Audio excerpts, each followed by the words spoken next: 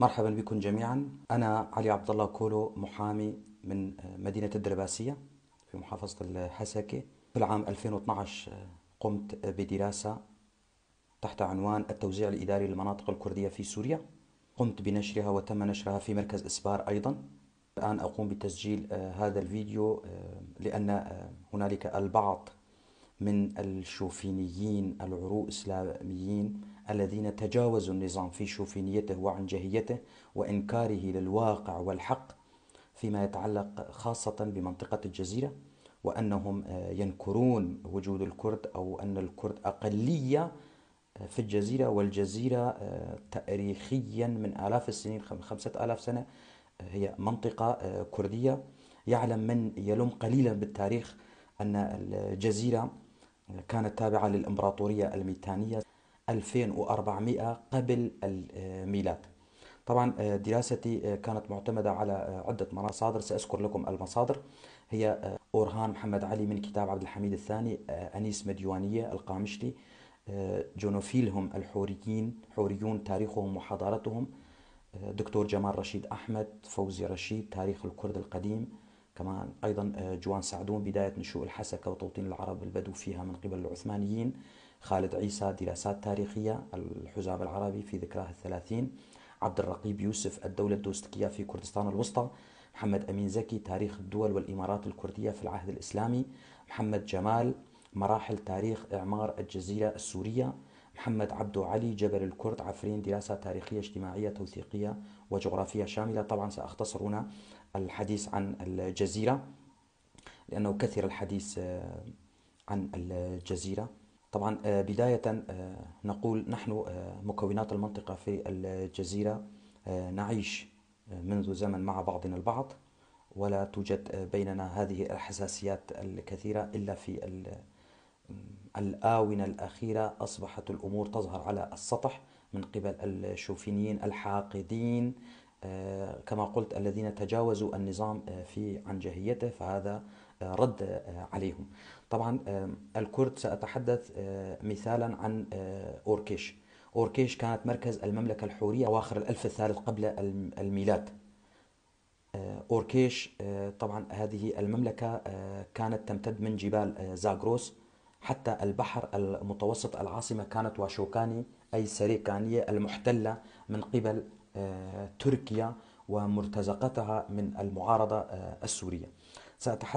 سأذكر بعض الدول الكردية والإمارات الكردية في العهد الإسلامي كالروادية، السالارية، الحسنوية، الشدادية، الدوستكية، المروانية، الليرية، الأيوبية، الأردلانية. الدولة الدوستكية تأسست سنة 982 للميلاد، مؤسسها بادين بن دوستك. كانت تشمل أجزاء كبيرة من كردستان الشمالية بين قوسين تركيا. وبالنسبة للجزيرة كانت تمتد من سريكانية أو واشوكاني إلى ديريك. هذا بالنسبة للتاريخ. أنا أتحدث عن 1000 سنة. لمن يقول بأن الكرد جاءوا من تركيا أو من هذا الكلام التافه، أو أعتبره ترهات لا تمت للواقع بصلة. فيما يتعلق بمحافظة الحسكة، لن أطيل عليكم كثيرا، لكن محافظة الحسكة اسمها قد جاء من العشيرة الكردية الإيزيدية الهسنكانية، وكانت تمتد من مدينة الحسكة إلى شنغار. هذا بالنسبة للحسكة. أما يتعلق في النسب السكانية وغيرها، في دراستي في مركز مدينة الحسكة، أركز مركز مدينة الحسكة، الكرد أعتقد 40%، العرب 40%، الباقي من الأخوة المسيحيين. هنا أذكر العالم ديفيد أوتس يقول عن العشيرة الإيزيدية الهسنكانية تم تسمية الحسكة على اسم عشيرتهم الحسكة. تم بناؤها سنة 1908. في هذا العهد كان السلطة العثمانية، السلطان عبد الحميد كان ضعيفا، والاتحاديون كانوا يسيطرون على الوضع، وهم من جلبوا العرب البدو إلى منطقة الحسكة. من هؤلاء العرب. هم من عشيرة الجبور القادمين من دير الزور، وأصلهم من شرق الجزيرة العربية، عشيرة البقار القادمة من شمالها، وعشيرة طي وأصلهم من العراق. طبعا لا تزال معاهدة العشائر العربية وتوقيعهم موجودة في الأرشيف العثماني، تعهدوا فيه بعدم الاعتداء على حدود الإمارة الملية لإبراهيم باشا الملي الممتدة غربا حتى نهر البليج في الرقة. تعرفون جيدا مشروع الحزام العربي، تم توطين 40 قرية عربية في محافظة الحسكة على طول الحدود من سريكانية إلى ديريك، بطول 300 كيلو متر وعرض من 10 إلى 15 كيلو متر. نأتي إلى قامشلو. بحسب إحصاء 2003 عدد سكان قامشلو كان نصف مليون نسمة. النسبة التقريبية للكرد هي 80%. بالنسبة لسريكانية، يقول العلامة محمد أمين زكي نقلا عن السير سيدني سميث: كان هناك في العهود القديمة منطقة شمالها بحيرة وان، وشرقها كركوك، وجنوبها بابل، وغربها وادي الخابور. وكان يستقر في هذه المنطقة شعوب باسم السوبارتيون، والسوباريون في القسم الغربي من نهر دجلة كانوا يعرفون باسم الهوريين أو الحوريين. وكانت عاصمة الدولة التي شكلها الشعب السوباري هي تل حلف الموجودة الآن في سريكانية، تابعة لسريكانية. وكانت العاصمة معروفة باسم واشوكاني، يعود ذلك إلى أواسط الألف الرابع قبل الميلاد، أي 3500 سنة قبل الميلاد، وليس منذ 50 سنة أو 70 سنة. بالنسبة لعامودة، يذكر محمد الآلوسي في كتابه نشوة المدام في العودة إلى دار السلام، يقول بأن كان فيها 70 بيتا وفيها مسجد، يدل على أن عامودة كانت عامرة منذ 150 سنة، وهي من أقدم مدن وقرى المحافظة. يوجد فيها 200 ألف نسمة، الكرد فيها 99%، المساحة 1000 كيلومتر، وعدد القرى 168 كلها قرى كردية. بالنسبة لسريكانية طبعا عدد السكان 124. أتحدث عن نهاية 2012، عدد السكان 124 ألف. المركز 40 ألف نسمة المركز. فيما يتعلق بالمركز نسبة الكرد كانت 35%، وعدد القرى التابعة لها 137 قرية. فيما يتعلق الدرباسية مساحتها 920 كيلومتر مربع، سكانها كانوا 111 ألف نسمة، يشكل الكرد أكثر من 97%. عدد القرى 204، تم ضم 31 قرية من هذه القرى لناحية أبو راسم. فيما يتعلق تل تمر 45 ألف نسمة، المساحة 1980 كيلومتر، والقرى 76 قرية.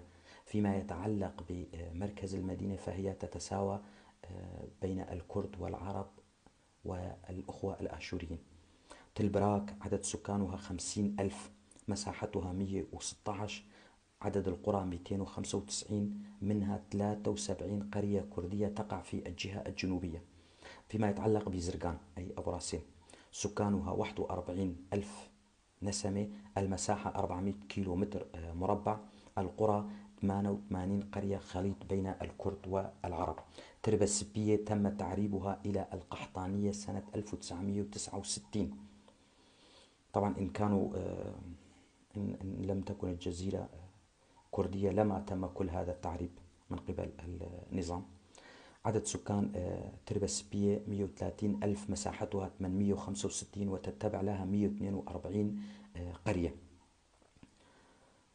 تشل آغا ومعربة إلى الجوادية، سكان مركز المدينة 5000 من كرد وعرب وعدد قليل من المسيحيين، وإجمالي عدد السكان هو 30 ألف، مساحة 477، وعدد القرى 60 قرية.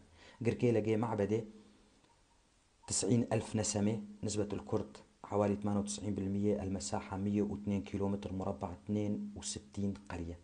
رميلان 3000 وحدة سكنية، 11 ألف نسمة، 40% من أبناء المنطقة، والباقي موظفين من باقي المحافظات.